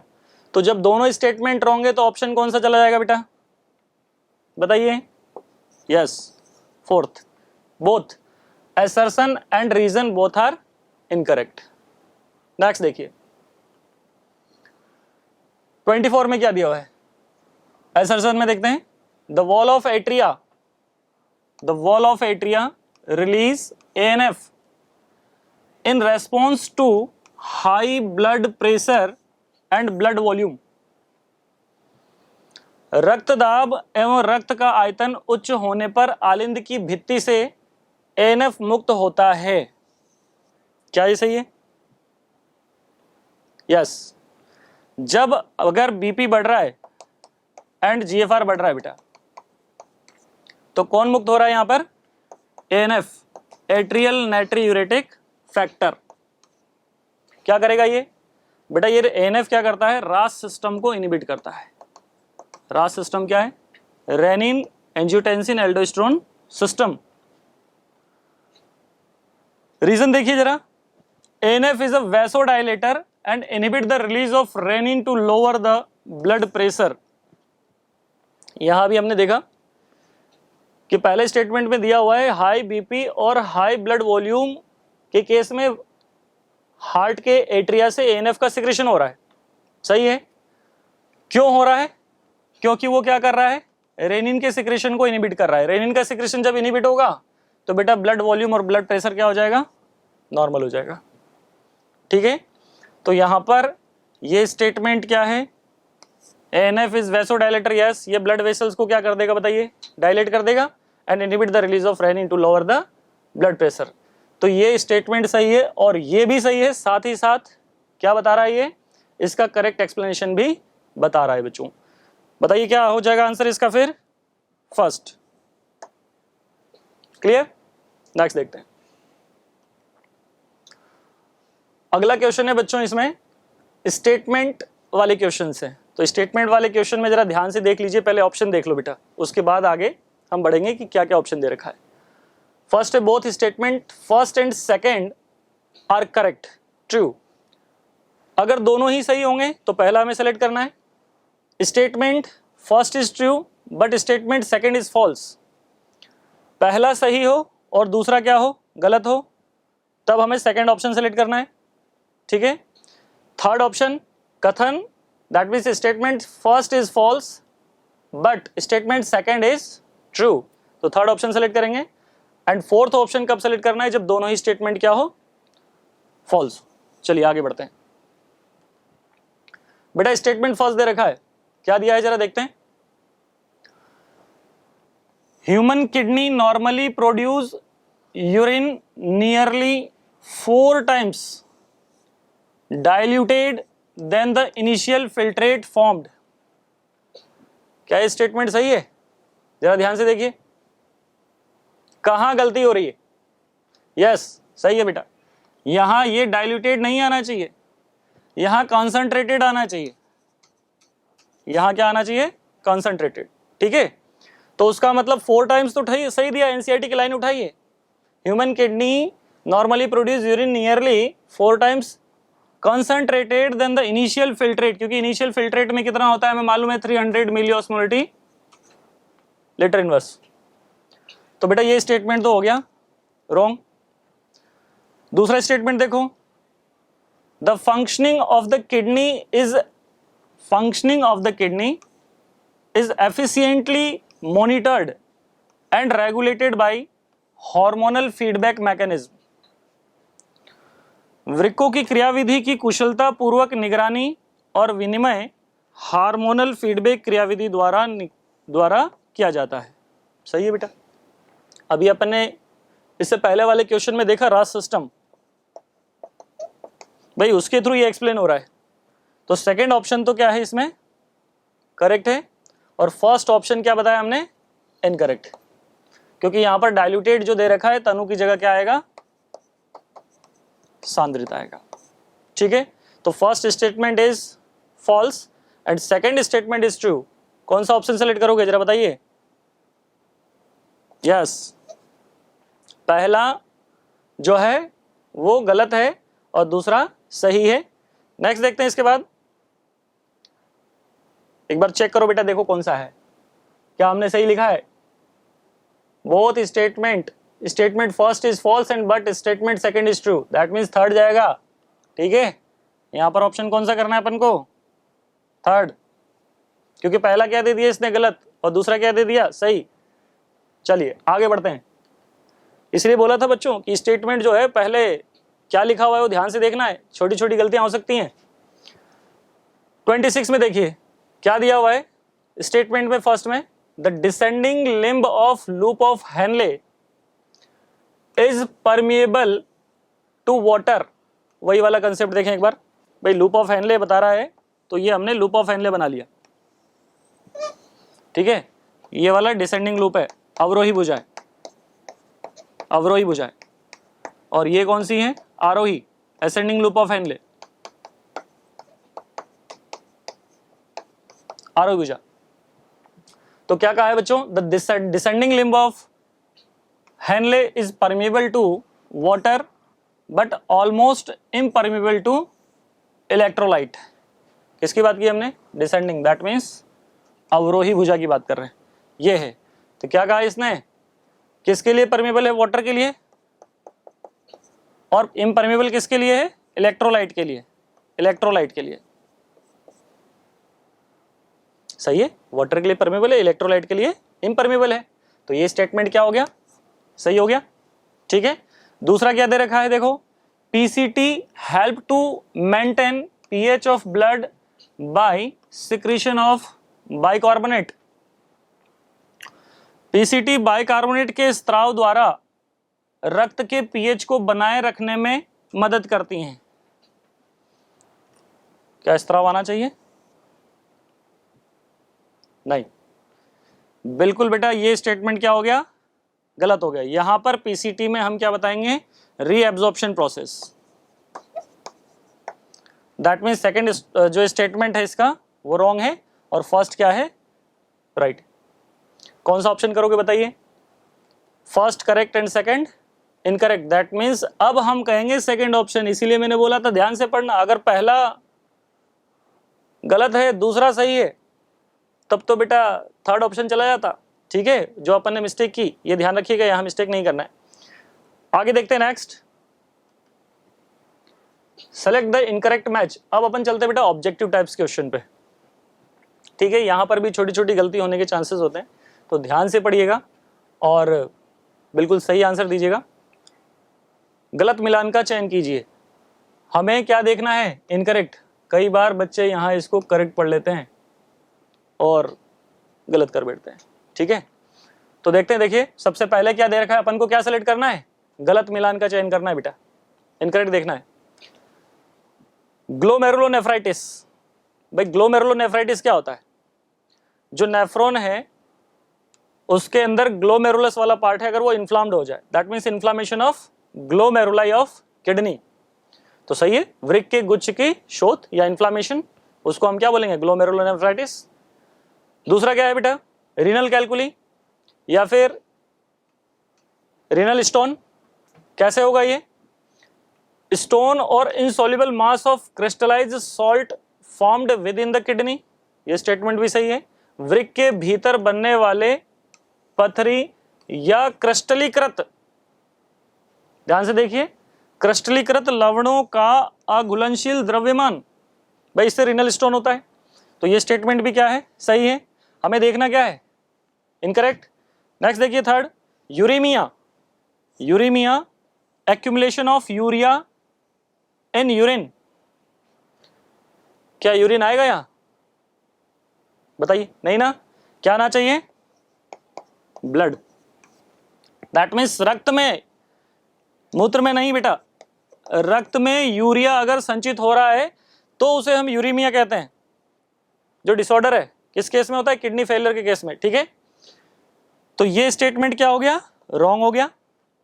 फोर्थ क्या है, ketonuria, presence of ketone bodies in urine. Urine के अंदर अगर कीटोन बॉडीज उपस्थित हो तो उसे कीटोनूरिया हम कहते हैं। ये भी स्टेटमेंट सही है बेटा। तो हमने क्या देखा यहाँ पर, हमारे पास 3 स्टेटमेंट राइट है और 1 स्टेटमेंट क्या है, गलत है। तो आंसर कौन सा जाएगा, the answer will be third. Clear. Next देखिए, next question is erythropoietin hormone which stimulate RBC formation is produced by, भाई एरिथ्रोपोइटिन हार्मोन जो आरबीसी के निर्माण को उद्दीपित करता है, किसके द्वारा निर्मित होता है, उसका फॉर्मेशन कौन करेगा एरिथ्रोपोइटिन का, यह पूछा गया है। तो देखिए सबसे पहले क्या दे रखा है, juxtaglomerular cells of the kidney. तो जक्स्ट्रा ग्लोमेरुलर सेल्स जो है वो जेजी एपरेटस का पार्ट है, JGA इसका पार्ट है बेटा, जेजी सेल्स। तो जेजी सेल्स क्या सिक्रीट करती हैं, 2 टाइप्स के सब्सटेंस सिक्रीट करती हैं। ठीक है, एक रेनिन और दूसरा एरिथ्रोपोइटिन। एरिथ्रोपोइटिन, दैट मीन्स हमारे पास तो पहला ऑप्शन ही मिल गया हमें। ठीक है, लेकिन चारों ऑप्शन पढ़ना जरूरी है, एक बार जरूर देख लें। अल्फा सेल्स ऑफ पेनक्रियास, बिल्कुल नहीं। द सेल्स ऑफ एडिनोहाइपोफाइसिस, बिल्कुल नहीं। The sales of bone marrow, दूर दूर तक नहीं, क्योंकि एरिथ्रोपोइटिन का जो प्रोडक्शन है वो किडनी के अंदर हम बताते हैं जेजी सेल्स के थ्रू होता है। ठीक है बच्चों, चलिए नेक्स्ट देखते हैं। इसके बाद 29, ध्यान से पढ़िए इस स्टेटमेंट को। The proximity between the Henle loop and vasa recta. Proximity between the Henle loop and vasa recta, क्या बोलते हैं इसको, काउंटर करेंट मैकेनिज्म ना। As well as the countercurrent in them help in maintaining, किसको maintain करने में ये सहायक होगा। देखिए आगे पढ़ते हैं option wise. An increasing osmolarity toward the inner cortical interstitium, जो इनर कॉर्टिकल इंटरस्टिशियम है, ठीक है, उसकी ऑस्मोलरिटी उधर की ओर बढ़ाने में हेल्प करेगा। भाई क्या देखना है आप देख लीजिए, इससे रिलेटेड हम बता रहे हैं। ठीक है, दूसरा ऑप्शन जरा ध्यान से पढ़िए। Osmolarity from 300 milli osmolarity per litre in the medulla to about 1200 milli osmolarity litre units in the inner cortex. बेटा ध्यान से देखिए क्या लिखा है, 300 milli osmolarity per litre in the medulla, medulla में इतनी होती है क्या, to about 1200 milli osmolarity per litre in the inner cortex. Inner cortex में इतनी ज्यादा नहीं ना भाई, इनर मेडुला में तो हमने कितना बताया था, 1200, जस्ट अपोजिट बोल रखा है। और कॉर्टेक्स वाले रीजन, इनिशियल कॉर्टेक्स में तो हमने 300 to 300 milli osmolarity per litre बताया। दैट मीन्स ये भी क्या है, गलत है। ठीक है, अगला देखो, concentration gradient, concentration gradient of medullary interstitium which is mainly caused by NaCl and urea. ठीक है, ये हमें ध्यान रखना है बेटा। तो NaCl और यूरिया के थ्रू जो है, NaCl और यूरिया के थ्रू इंटरस्टिशियल मेडुलरी रीजन में हायर ऑस्मोलैरिटी मेंटेन रहती है, जिसी को हम क्या बोल रहे हैं, कंसंट्रेशन ग्रेडियंट बोल रहे हैं। कितनी हायर ऑस्मोलैरिटी मेंटेन रहती है, 1200 मिली ऑस्मोलैरिटी पर लीटर, ये लीटर बस। तो बेटा ये स्टेटमेंट क्या है इसके अंदर, सही है। लास्ट और पढ़ लें, decreasing osmolarity toward the inner medullary interstitium, क्या इनर मेडुलरी इंटरस्टिशियम में डिक्रीज होगा, नहीं ना। इनर मेडुलरी इंटरस्टिशियम में क्या होगा बच्चों, लगातार इंक्रीज होता है। ठीक है, हिंदी वाला पार्ट है इसका, भाई हेनले लूप और वासा रेक्टा के बीच की निकटता तथा उनमें प्रतिधारा प्रवाह किसे बनाए रखने में मदद करता है। तो अभी हमने डिस्कस किया है उसको। तो ऑप्शन कौन सा बताया बेटा, थर्ड वाला, कि मध्यांशी अंतराकाश की सांद्रता प्रवणता को जो मुख्य रूप से कौन बनाए रखता है, NaCl एंड यूरिया बनाए रखता है। ठीक है, चलिए नेक्स्ट देखते हैं। Choose the incorrect match with respect to a normal human, एक सामान्य मानव के संदर्भ में गलत मिलान का चयन कीजिए। भाई ऑप्शन देखते हैं अपन। सबसे पहला दे रखा, amount of urea excreted 25 to 30 gram per day, उत्सर्जित यूरिया की मात्रा 25 से 30 ग्राम प्रतिदिन होती है। ठीक है, अपन को क्या देखना है, गलत देखना है बच्चों। ठीक है, नेक्स्ट, यूरिन आउटपुट जो है 1.5 litre per day, that means जो यूरिन का निकास है वो 1.5 लीटर पर डे होता है, ये भी सही है। GFR ग्लोमेरुलर फिल्ट्रेशन रेट, जो GFR है वो कितनी होती है, ये बेटा गलत हो गया। क्यों, क्योंकि GFR जो है पर मिनट 125 ml है, वो पर मिनट हम बताते हैं। ठीक है, तो ये वाला स्टेटमेंट हमारे लिए क्या हो गया, रॉन्ग हो गया। Amount of CO2 removed by lungs 200 ml पर मिनट, दैट मीन्स फेफड़ों द्वारा निष्कासित CO2 की जो मात्रा है वो 200 ml पर मिनट होती है, ये भी सही है बेटा। तो रॉन्ग स्टेटमेंट कौन सा हो गया हमारा, थर्ड वाला। Clear, okay. Next, question number 31, all of the following factor favour the formation of concentrated urine. भाई क्या दिया हुआ है, किसके एक्सेप्ट है बेटा, आगे एक्सेप्ट लिखा हुआ है, वही जो हम गलतियां करते हैं। तो गलतियां नहीं करना है, हर एक वर्ड को ध्यान से पढ़ना है। All of the following factor favour the formation of concentrated urine except, किसके अलावा, तो किसके अतिरिक्त निम्नलिखित सभी कारक सांद्रित मूत्र के निर्माण में सहायक होते हैं। दैट मीन्स क्या देखना है, कौन नहीं सहायक है ना। तो देखिए पहला ऑप्शन दिया हुआ है, suppression of release of anti diuretic hormone ADH। अगर ADH का स्त्राव, एंटी डायूरेटिक हार्मोन का स्त्राव अगर ये कम हो रहा है तो क्या सांद्रित मूत्र का निर्माण होगा, यूरिन का फॉर्मेशन होगा, कंसंट्रेटेड यूरिन बनेगा। बोलिए बच्चों, नहीं बनेगा ना, क्योंकि ये तो इनिबिट हो रहा है, और इनिबिट हो रहा है तो ये क्या करता है, वाटर के रीएब्जॉर्प्शन को बढ़ाता है। तो ये रीनल ट्यूब्यूल से जब वाटर रीएब्जॉर्प्शन बढ़ेगा ही नहीं, ठीक है, वाटर का और ज्यादा सिक्रेशन होगा यूरिन के अंदर, फिल्ट्रेट के अंदर, तो बेटा वो तो डाइल्यूटेड होगा, तनु होगा वो कैसा होगा बताइए, डाइल्यूटेड होगा। ठीक है, तो दैट मीन्स हमारे पास जो पहला स्टेटमेंट है ना वही इसके अगेंस्ट जा रहा है। आगे भी पढ़ते हैं, activation of osmoreceptor in the body due to changes in the ionic concentration. भाई जो ऑस्मो रिसेप्टर है वो एक्टिवेट हो जाएंगे तब तो ADH का सिक्रेशन बढ़ जाएगा, ADH सिक्रेशन बढ़ेगा फिर तो वाटर का एब्जॉर्प्शन भी क्या होगा बच्चों, बढ़ेगा बेटा, है ना, और बढ़ेगा तो फिर तो मतलब वो यूरिन को कंसंट्रेट करने में हेल्प करेगा। ठीक है, अगला ऑप्शन देखिए, increased release of vasopressin from the hypothalamus. वही बात है, अगर ADH बढ़ रहा है तो ये वाटर के एब्जॉर्प्शन को बढ़ाएगा, वाटर रीएब्जॉर्प्शन को बढ़ाएगा, वाटर रीएब्जॉर्ब होगा बच्चों तब तो जो यूरिन है वो तो कंसंट्रेट ही होगा, दैट मीन्स ये भी इसको फेवर कर रहा है।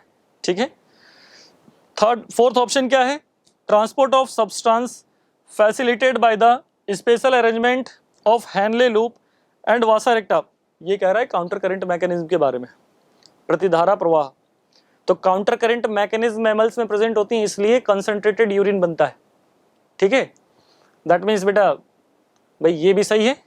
ठीक है, तो कौन सा एक्सेप्शन है जो यूरिन को कंसंट्रेट नहीं होने दे रहा, डाइल्यूटेड होने दे रहा है? तो बेटा एंटी डाययूरेटिक हार्मोन के स्त्राव का दमन या कम होना। अगर ये कम होगा तो फिर जो यूरिन है वो कैसा होगा, डाइल्यूटेड हो जाएगा, क्योंकि वाटर का एब्जॉर्प्शन जो है वो नहीं हो पाएगा। ठीक है, तो option number first is correct. Next देखिए 31 के बाद क्वेश्चन नंबर 32 बच्चों। क्वेश्चन नंबर 32 में आपके पास है मैच द कॉलम वाला क्वेश्चन। ठीक है, match column first with column second and select the correct option. भाई कॉलम फर्स्ट को कॉलम सेकंड से मिलाइए और सही विकल्प का चयन कीजिए। तो जरा देखिए कॉलम फर्स्ट में क्या क्या दे रखा है, अमोनोटैलिक, यूरियोटैलिक एंड यूरिकोटैलिक, और दूसरी तरफ आपको ऑप्शन दिए हुए हैं कॉलम सेकंड में क्या क्या ऑप्शन दिए हुए हैं भाई, ornithorhynchus, land snail and clarias. Ornithorhynchus क्या है, मैमल से। ठीक है, प्रोटोथीरियन मैमल से बच्चों। तो मैमल्स कैसा होता है आपको मालूम ही है। यूरियोटैलिक, दैट मीन्स बी का कौन सा चलाएगा, फर्स्ट। एंड अमोनोटैलिक कौन से होंगे, most of the aquatic animals, clarias, मैगुर, राइट। एंड यूरिकोटैलिक जो है वो कौन सा हो जाएगा, लैंड स्नेल, स्थलीय घोंघा। देखिए ऑप्शन कौन सा मैच कर रहा है, ध्यान से देख लीजिए। अमोनोटैलिक का थर्ड, फर्स्ट का थर्ड, ए का थर्ड हमने बता दिया, सेकंड वाले में आ रहा है। बी का कौन सा है, फर्स्ट, रीचेक कर लीजिए। ठीक है, और सी का कौन सा है, सेकंड, यूरिकोटैलिक जो है लैंड स्नेल। सही है, चलिए आगे बढ़ते हैं। क्वेश्चन नंबर 33 है बच्चों, which of the following structure allow passes of small amount of urea into medullary interstitium to keep the osmolarity।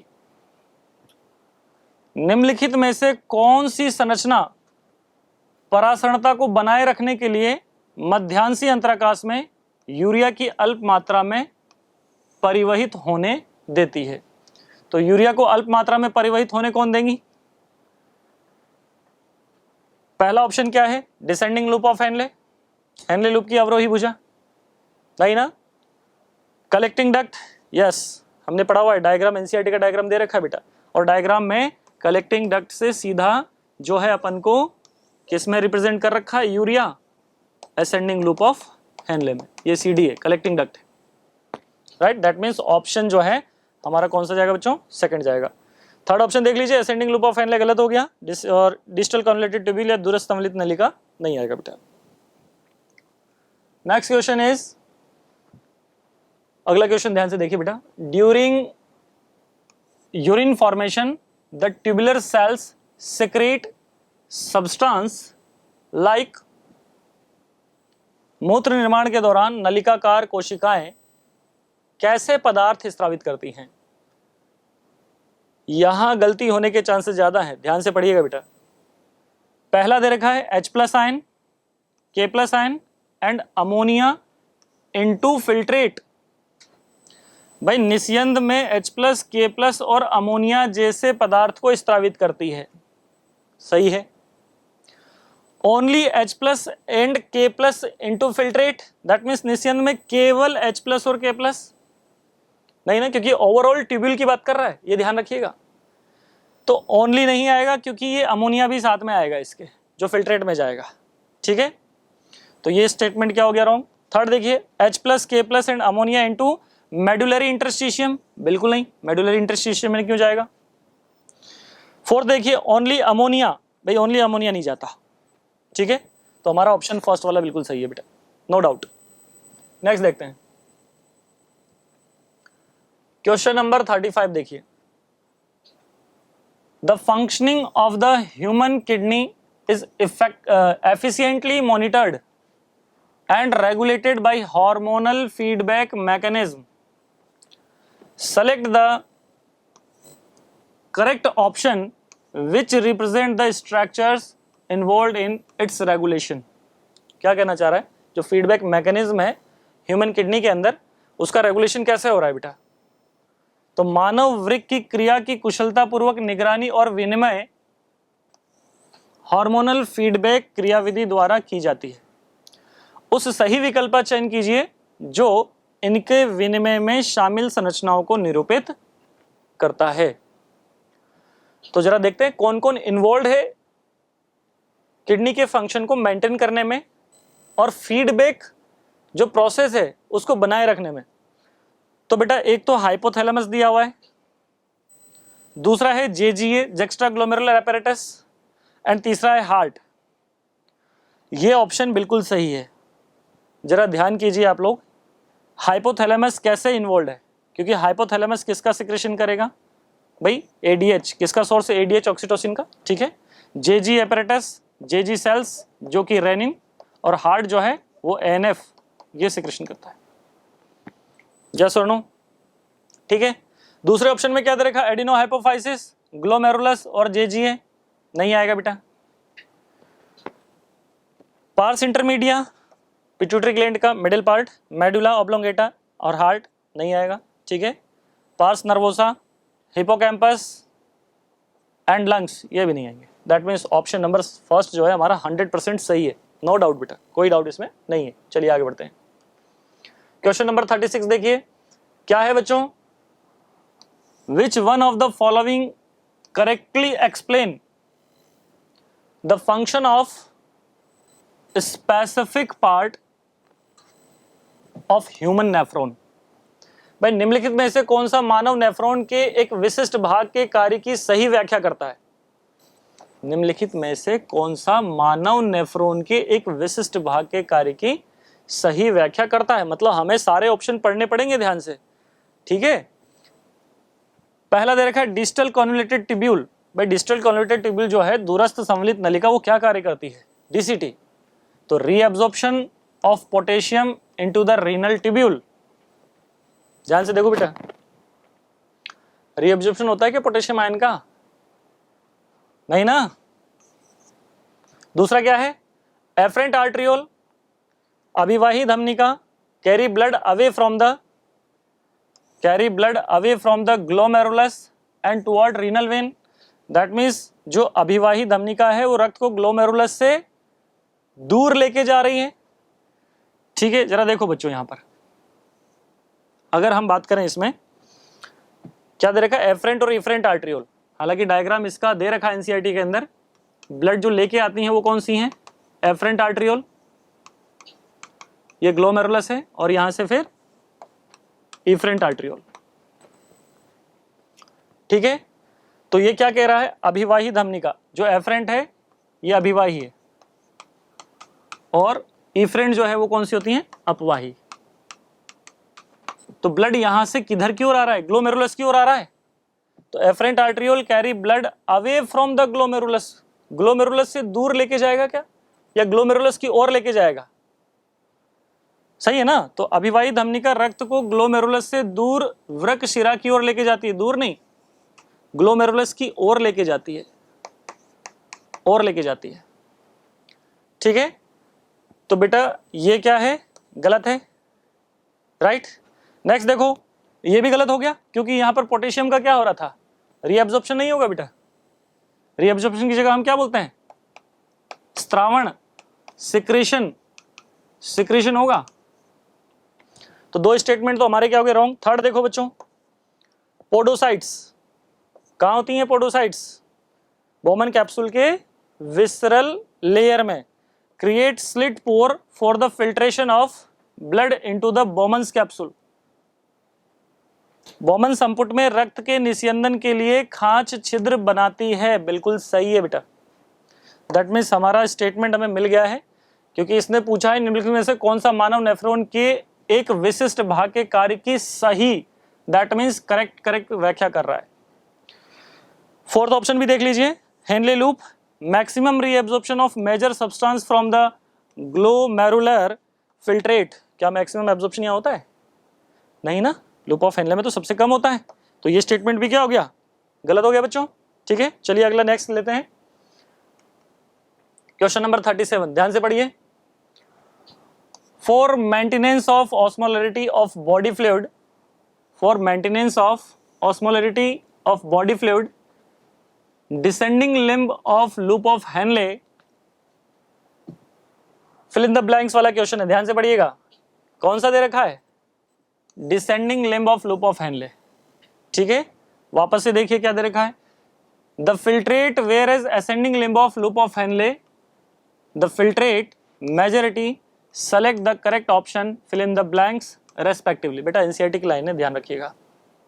ठीक है, आपको ये बताना है कि जो डिसेंडिंग लूप है और असेंडिंग लूप है, DLOH descending loop of Henley and ascending loop of Henley, इसमें यूरिन का नेचर क्या है, फिल्ट्रेट का नेचर क्या है, ठीक है, कि डाइल्यूटेड है या कंसंट्रेटेड है।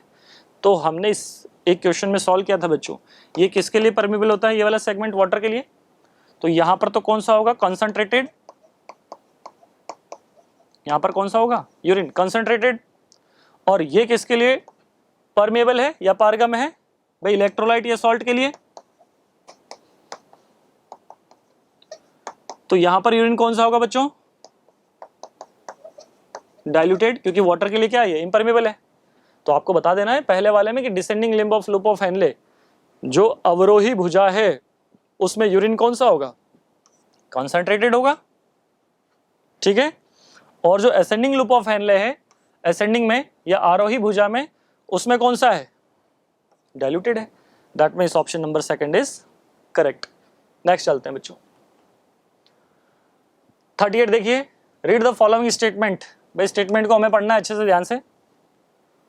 ठीक है, पहला क्या है, the ascending limb of loop of Henle is permeable to electrolyte. अभी बताया है जस्ट, इससे पहले वाले क्वेश्चंस में।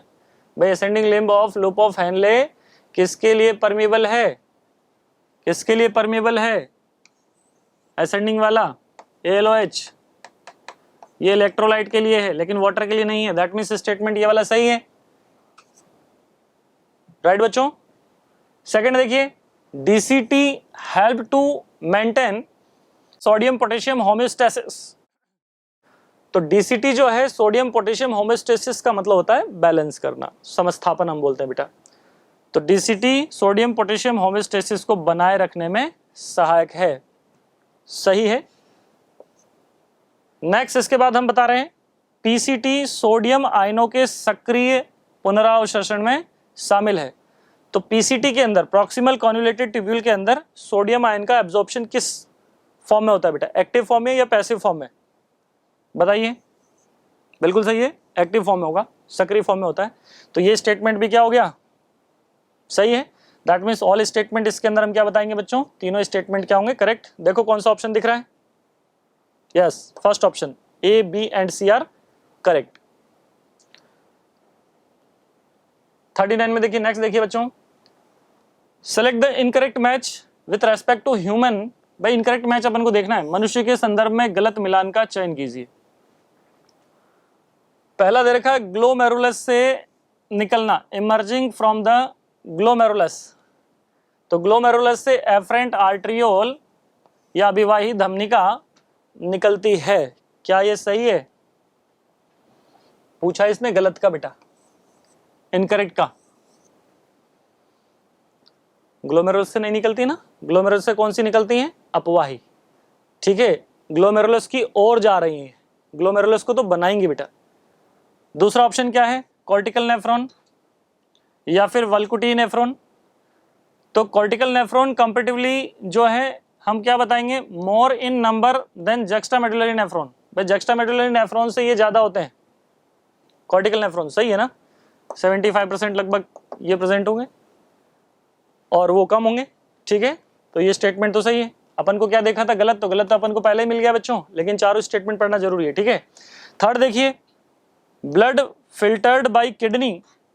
भाई जो वृक्कों द्वारा निस्यंदित रक्त कितना होता है पर मिनट, लगभग 1200 ml होता है, सही है, करेक्ट है, ये भी करेक्ट है, ये भी करेक्ट है, ये वाला इनकरेक्ट स्टेटमेंट है। ठीक है, coiled region of nephron, nephron के कुंडलित क्षेत्र PCT और DCT होते हैं, ये भी सही है। तो हमें क्या बोला था बच्चों देखने के लिए, बेटा रॉन्ग स्टेटमेंट। तो रॉन्ग स्टेटमेंट हम कौन सा बता देंगे, फर्स्ट वाला। क्यों, क्योंकि ग्लोमेरुलस से निकलता नहीं है, ग्लोमेरुलस की ओर जा रहा है, ग्लोमेरुलस बना रहा है बेटा। नेक्स्ट देखिए, अगला और लास्ट क्वेश्चन है बेटा, ध्यान से पढ़िएगा, ठीक है। In the below given figure of Malpighian body, आपके सामने मालपीजियन बॉडी का डायग्राम है। Identify A B C and D, choose the option which correctly represent A B C and D. भाई अपन के जो अपने सामने है डायग्राम दे रखा है, इसमें बेटा आपको ध्यान से देखना है और पहचानना है क्या है, किसका डायग्राम है। तो किसका डायग्राम है, यहाँ पर रिप्रेजेंट कर दिया उसने, मालपीजियन बॉडी का, ठीक है, मालपीजियन काय का डायग्राम है। तो ए क्या हो जाएगा यहाँ पर, भाई बताइए ए क्या होगा। Yes, efferent arteriole, efferent arteriole हो जाएगा, ठीक है बेटा। बी देखिए, बी क्या है, बी यहां पर ये बोमन कैप्सूल है, बोमन्स कैप्सूल। सी क्या है, सी यहां पर पीसीटी है, प्रॉक्सिमल कॉन्वुलेटेड ट्यूब्यूल। एंड जो लास्ट डी वाला ऑप्शन है वो है बच्चों इफरेंट आर्टरियोल, इफरेंट आर्टरियोल। अब मैच कर लीजिए इसमें, देखिए सबसे पहले ए को आप क्या बताओगे, एफरेंट आर्टरियोल किस में दिया हुआ है, दोनों में है, 3 में, अच्छा देख लीजिए। तो दूसरा देखना पड़ेगा अपन को, बी क्या है, बोमन कैप्सूल। तो बोमन कैप्सूल कौन सा है, बी वाले में है बेटा, सेकंड वाले में। फर्स्ट एफरेंट आर्टरियोल हो गया, बी जो है बोमन कैप्सूल हो गया, सी जो है वो कौन सा बताओगे बेटा, पीसीटी, पीसीटी। एंड जो डी है किसको लेबल्ड किया गया है, डी इफरेंट आर्टरियोल को, राइट। दैट मीन्स हमारा जो आंसर है वो कौन सा चला जाएगा बच्चों, सेकंड, राइट। तो इस तरह से आज की नीट मेल की जर्नी अपनी कंप्लीट होती है बच्चों। होपफुली ये आपके लिए बहुत ही हेल्पफुल रहेगा, ठीक है। Thank you.